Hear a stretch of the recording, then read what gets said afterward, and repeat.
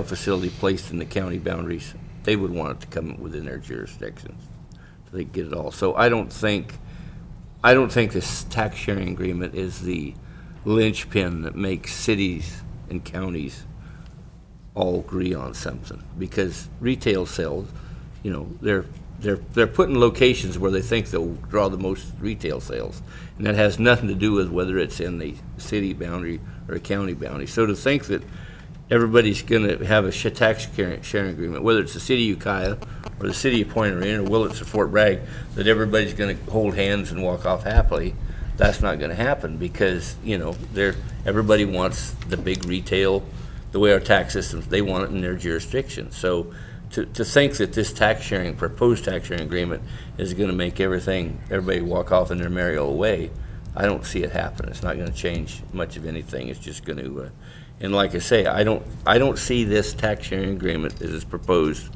as a good thing for my district. Supervisor Delbar. Well, thank you, Mr. Chairman. Just in response to Supervisor Pinch's comments, and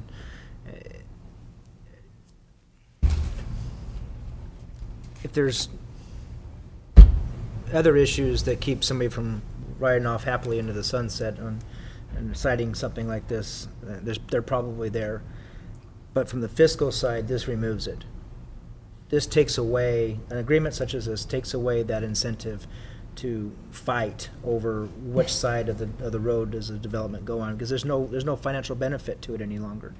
If the city and the county agree to an agreement such as this, and a retail business comes in and says, we want to locate in the valley somewhere, now it doesn't matter which jurisdiction in which they decide, because they will look for where's the best transportation infrastructure, where's the best way to get my customers in and out, where all these other factors come into play, the planning issues come into play, and then working with that jurisdiction, they cite. It doesn't matter on the sales tax now to either jurisdiction, because the revenues are going to be split the same manner. So that it takes away the fiscalization of the decision. The decision is then left to what makes the best land use decision, not economic decision based on sales tax.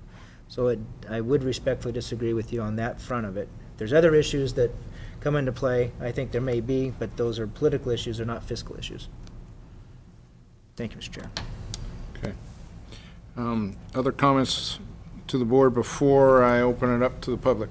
Supervisor Smith. Thank you, Mr. Chair. I mean, to our members from the committee or to staff, what I think we've had a little bit more on the geographic delineation.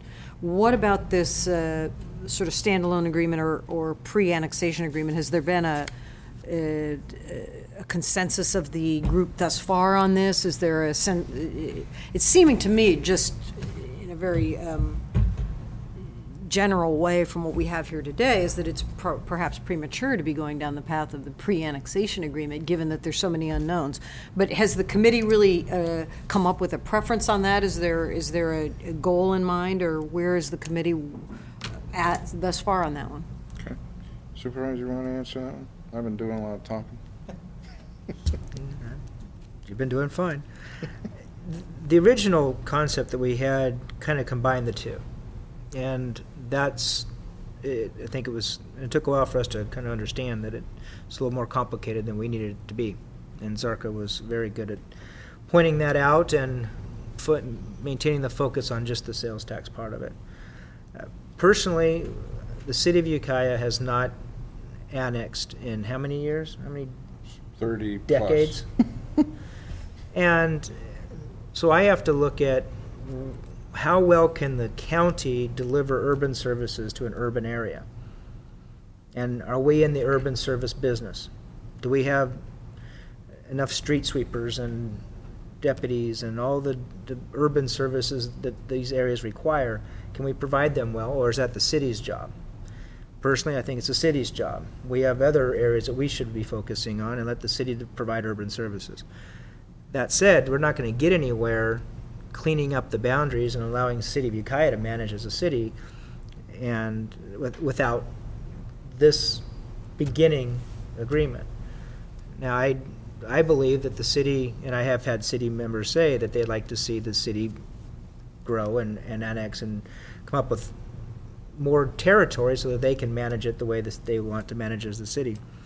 And that's fine. But to get us there, this is the first step. So personally having something in this agreement, that the extra step, what if we decide to go to the next one, I think is appropriate. Is that Supervisor answer? Yeah, it does, thank you. Thanks. Good, this is a good question. Okay, now members of the public, the hordes, the masses out there, please come forward and state your concerns or things that the committee, the board should be looking at, anything like that. Okay. Oh, there is one, yes. All right. Thank you, Dottie.